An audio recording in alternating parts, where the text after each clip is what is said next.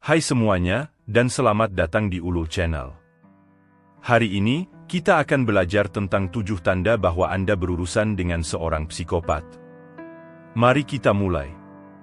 Psikopat adalah gelar yang sering digunakan, namun sering salah dipahami. Banyak orang melemparkannya seperti sebuah hinaan. Anda mungkin menyebut seseorang yang melakukan sesuatu yang tidak biasa sebagai psikopat, tetapi sebenarnya tidak. Atau mungkin Anda melihat ke masa lalu para pembunuh massal yang paling terkenal. Meskipun banyak dari para penjahat ini adalah psikopat, definisi sebenarnya jauh lebih luas. Psikopati dapat mengambil berbagai bentuk dan bahkan bisa menyamar sebagai gangguan mental lainnya. Masih ada banyak perdebatan di kalangan ilmiah tentang bagaimana tepatnya mendefinisikan seorang psikopat, tetapi psikolog telah sepakat untuk memberikan deskripsi yang kasar. Psikopat kesulitan merasakan empati atau penyesalan.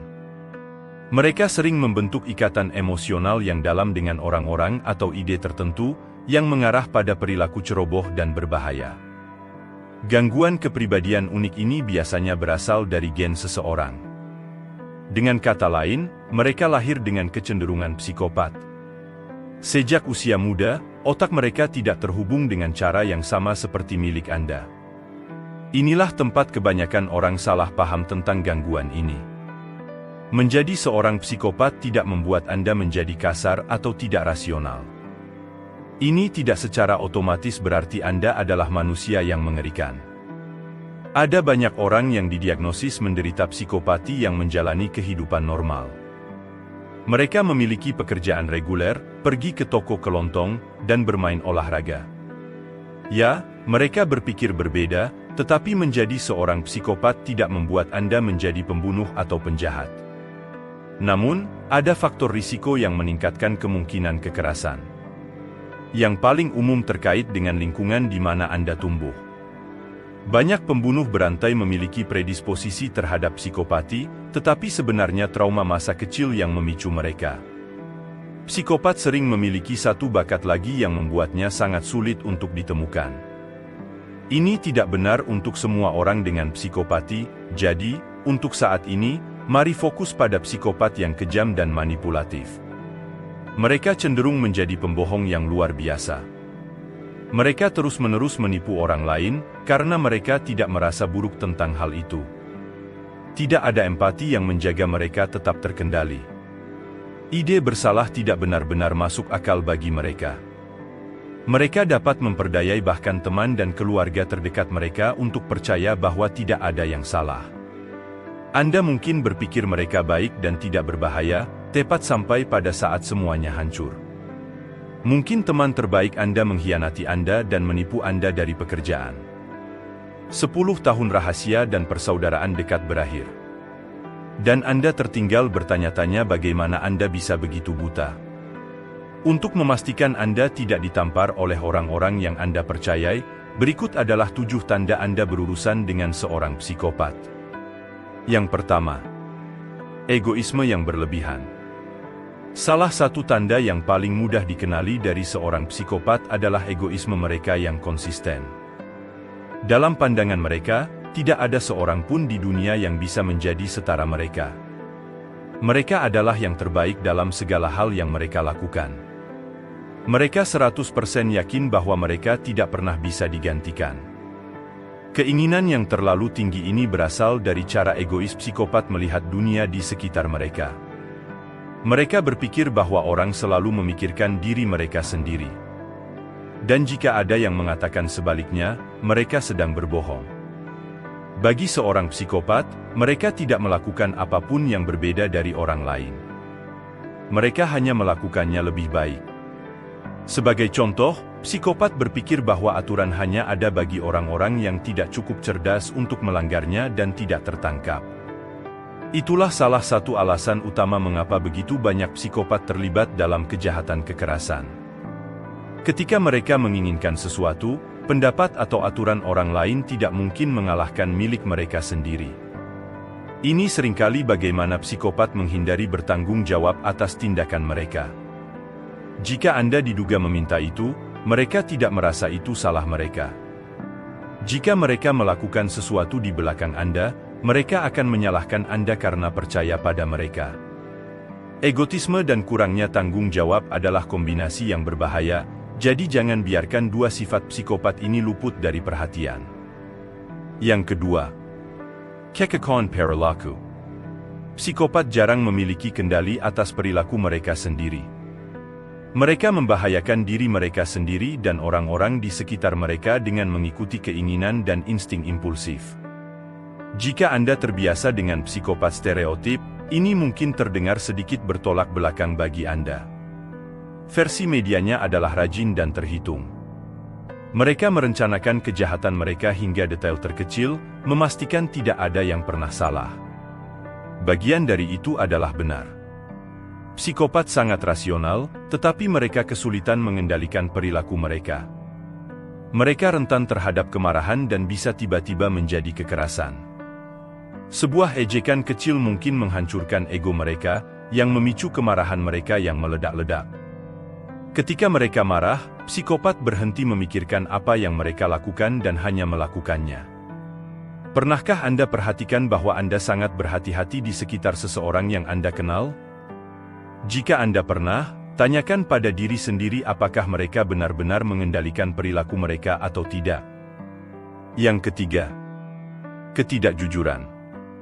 Sebagian besar hal yang kita katakan memiliki makna pada berbagai tingkat. Katakanlah Anda sedang meninggalkan pekerjaan dan seorang rekan kerja berseru, "Kerja bagus hari ini." Di permukaan, itu adalah komentar yang mendorong, tetapi seberapa sering Anda mengambil sesuatu secara harfiah? Anda mencari subteks. Anda menganalisis cara seseorang merangkai kalimat atau menekankan suku kata yang berbeda. Anda memperhatikan perasaan di balik kata-kata, bukan hanya kata-kata itu sendiri. Sebagian besar psikopat kesulitan menempatkan emosi yang tulus dalam apa yang mereka katakan. Perasaan mereka hampa dan dibuat-buat. Emosi mereka mungkin terlihat palsu, karena biasanya memang begitu. Ini tidak berarti psikopat tidak bisa merasa.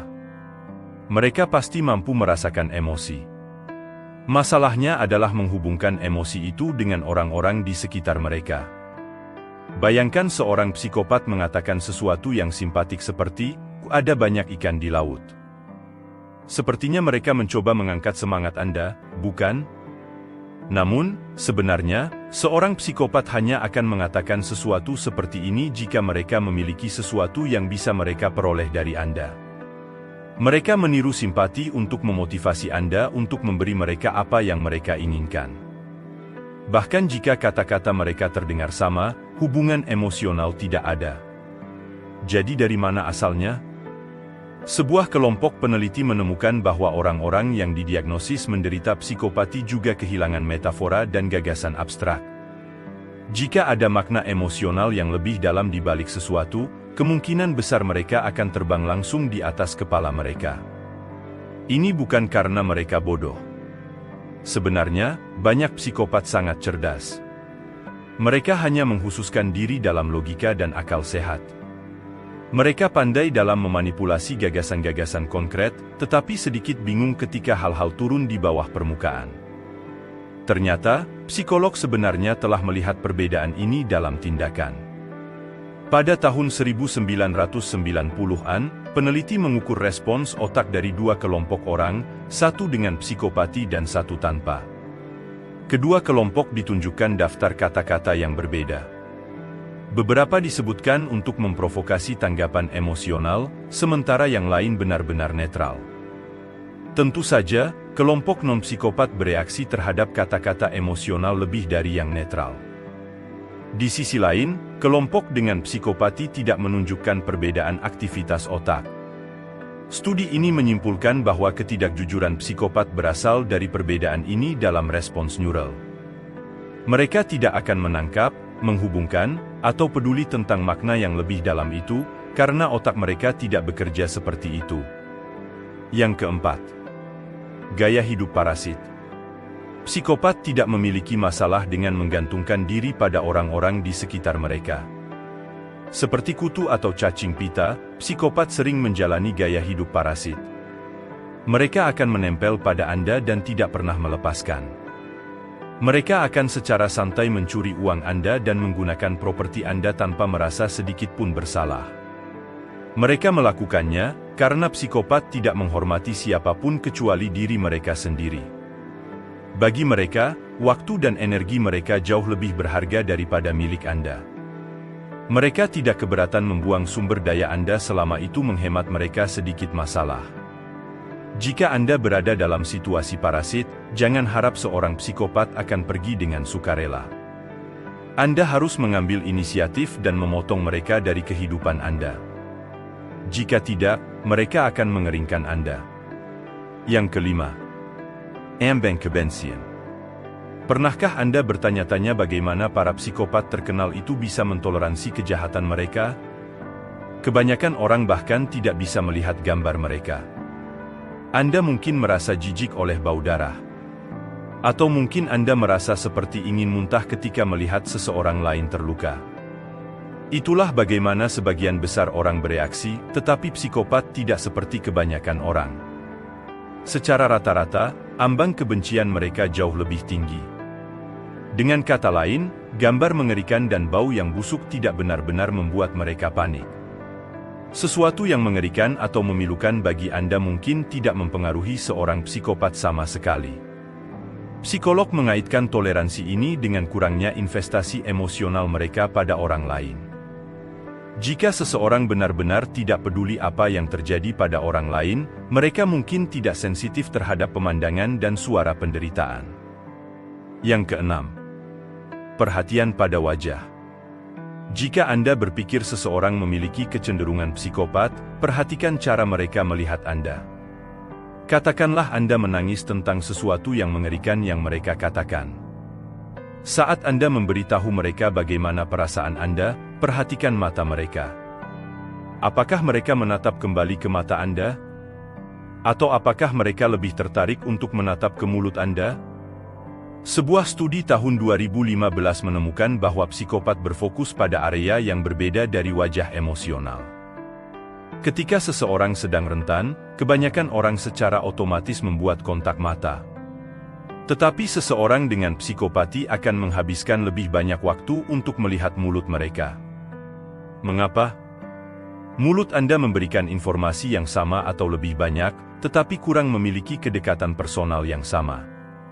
Psikopat akan secara halus memutuskan hubungan dengan mengakui ekspresi Anda tanpa ikatan emosional dari kontak mata yang sebenarnya. Yang ketujuh, kehilangan kesusahan. Penelitian lebih lanjut tentang perhatian wajah mengungkapkan kelemahan menarik lainnya tentang kebanyakan psikopat.